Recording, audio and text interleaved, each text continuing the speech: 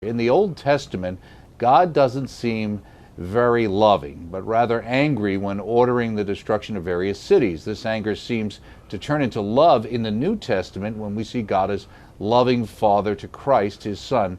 Can you explain this further? And this is from Mary. Yeah, well, Mary, you're on to something, but we don't want to draw too fine a contrast. But yes, in the Old Testament, there's no doubt that there are passages where God is portrayed as angry, and that means emotionally angry, passionately involved with his people.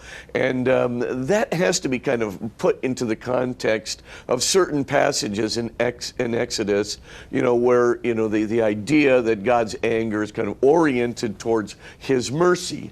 But nevertheless, the anger is there. And you're correct in noting that kind of emotional display in the New Testament, God's, kind of anger as an emotional display is very, very, very limited indeed. In fact, Jesus really never refers to it directly at all. Now, there are certain passages in the New Testament where people think, well, Jesus must have been implying God's anger or implying an angry God. But in point of fact, those can be easily explained. I mean, the four areas that are sometimes mistakenly taken to signify an angry God, St. Paul uses the idea of the wrath of God, but that's a highly specialized term. Mm-hmm. And what the wrath of God means is the judgment that human beings should have been, judged under. In other words, a very negative judgment that we should have been judged under because of the just deserts of our actions. But Jesus, for St. Paul, saves us from the wrath of God, right? It saves us from this negative judgment. Now, how do you know that what he means by wrath of God, it means, this negative judgment that we deserve that Jesus saves us from? Well, can you imagine God having to send his own Son into the world to save us from from the Father's own emotional outburst? I mean, obviously, Jesus is here for more than saving us from God's emotional outburst and anger. He's here to save us from the just deserts that we would deserve under the judgment of our own actions. And Jesus is going to replace that judgment with the unconditional mercy of God. There's a second area that people frequently confuse for God's anger, and that's when Jesus himself is giving the warnings to the Pharisees. Even though Jesus does not talk about the Father as being angry. He just doesn't. So you're not going to see the angry God or angry God the Father coming out of Jesus' mouth. But what you are going to see sometimes is anger coming out of Jesus' mouth, or it looks like it's anger. But it really is not anger in the sense that Jesus is really ticked off at the Pharisees per se, that this is an emotional outburst. What's going on is Jesus is giving a forceful warning, a forceful prophetic warning to the Pharisees. And the reason he's doing it is because the Pharisees are basically circumscribing God's mercy and God's kingdom from sinners. Mm-hmm. And Jesus, right, he's got to change it. But every time he tries to confront the Pharisees in the usual way with some kind of scriptural argument or something of that nature, the Pharisees don't seem to be listening. So finally, of course, Jesus lays it on them. But the way he lays it on them is, it's because God cares about your salvation, Pharisees, that I'm being so passionate with you right now. You are destroying yourselves. You're not just destroying these people who are coming to God and you're turning them away because your idea of God's mercy is so limited compared to what God's real mercy is like. You're also destroying yourselves, and you're destroying your own possibility for salvation. So Jesus is giving them a very passionate prophetic warning. And that passion almost seems like anger because Jesus uses these really prophetic terms that we're not used to today. You're just like whitewashed tombs. You're great to look at on the outside, But on the inside, you're filled with rapaciousness and dead men's bones, right? Well, I mean, we would look at that today as an angry statement. We don't have a lot of prophets that go around speaking in this way, giving that kind of Jeremiah-esque prophetic warning. But Jesus is doing that, and he's doing it to penetrate right through the thickness and the self-righteousness of the Pharisees so that they will save themselves and quit literally turning these poor sinners who are being contrite, turning them away from the kingdom of God. So that's a second area which, frequently people say, see, there Jesus is angry. Third one that's very frequently done, Jesus goes into the temple, right, and he tips over the money changers' tables and things of that nature. And of course, he renders judgment on the temple. And it looks like at first glance, oh my gosh, he's out there just having a really angry day, But think about it for 1 minute. Jesus has been to the temple dozens of times. He never got angry during all those other times, right? But all of a sudden, this one day, right before his passion crucifixion, it seems like he's getting real angry. What's that all about? It's not about getting angry. It's, again, that word prophetic that we're not used to. It is a prophetic judgment on the temple administration. The tipping over of the tables is not a temper tantrum. The tipping over of the tables has great symbolic significance. The temple administration has been very corrupt. They've been taking the money, but they haven't been in charge of the spiritual lives of the people. That's going to end. And then, of course, when Jesus throws them out of the temple precincts, it means already that, of course, they are going to lose their jobs. Their whole temple administration is going to be gone. Then he goes even further, renders judgment on the temple, and predicts the destruction of the temple itself.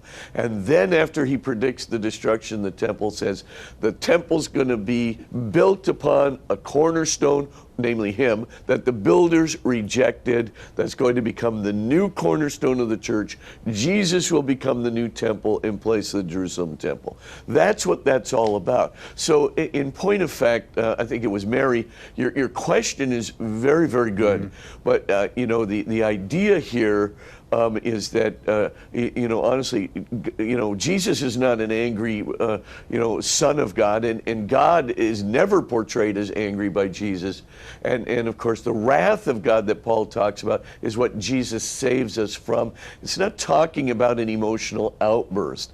And there is some discontinuity with the Old Testament there, because there are times when in the Old Testament, God is portrayed as angry in that sense, but it has to again be mitigated by these passages from Exodus that show that his anger is with respect to judgment.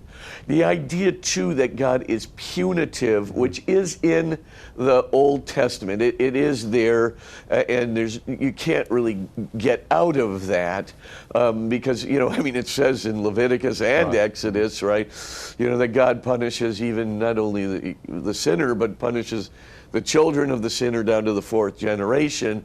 Well, these kinds of retributions are there in the Old Testament. They are simply not there in the New Testament. And furthermore, Jesus replaces that with the parable of the prodigal son, which is an unconditional mercy rather than a retributive judgment down to the fourth generation. So again, there are changes. Now you can, there is modification of, God's punishment and retribution to the fourth generation in some of the prophets. So there's a kind of a tendency to slacken away, move away from that in the Old Testament itself. But it's Jesus again who is making a transformation. It's in continuity with the Old Testament, but there are certain things that Jesus just drops, literally. Okay. The terrifying God, the angry God, the retributive God, the God who's disgusted, the payback God, which is again the retributive God, and the stoic God.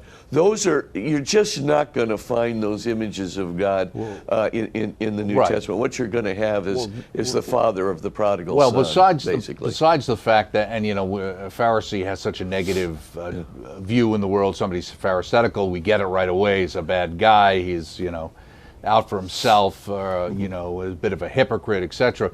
But it does give, in your explanation to some degree, an understanding of why some of those people, again, would have been so startled by this approach, that it would seem so different than what they thought the approach was supposed to be.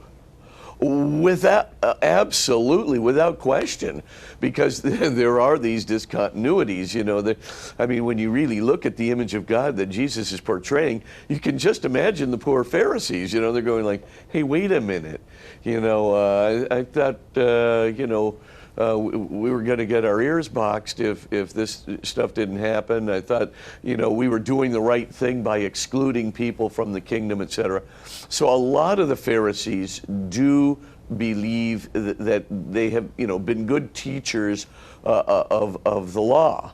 And so they are very surprised. And of course, the people around Jesus are also surprised at the image of God he's portraying. I mean, when Jesus, I'll give the 4 different dimensions of Jesus' preaching that change everything in a minute. But when he preaches that God is the father of the prodigal son and teaches his disciples to address God as Abba, which basically means daddy, you can see these Pharisees out there going, what? The master of the universe? The infinite one, is daddy? Is like this affectionate, trustworthy, childlike kind of name. Are you kidding me? And of course, Paul, almost has to learn how to call God Abba from his own Pharisaical training. But remember too, a lot of Pharisees are convinced. Jesus does convince a lot of the Pharisees to become Christians. We know that the influence on the Gospel of Matthew is from a lot of Pharisees who became Christians. We know that there is a scribal dimension in the early church that constitute a good part of Palestinian Judaism. So, the Pharisees, some of them, really rejected, Christianity, and prior to the 70 AD. So I forget when the rabbis actually threw the Christians out. It was probably somewhere in the neighborhood of about 60 AD. Right. The rabbis basically threw the Christians out of the synagogue, and of course, that leads to the banishment of the Johannine community to Ephesus. Right. Originally, Johannine community was a Palestinian community, and it leads to the diaspora of the Christians as well in many circumstances. So, but prior to that time, there were a lot of Pharisees. There were a lot of exchange. There was a lot of interchange between the Pharisees and the Christians. And the Christians did convince a lot of the scribes and Pharisees to come into the church, and that has a huge effect on the church, a good effect.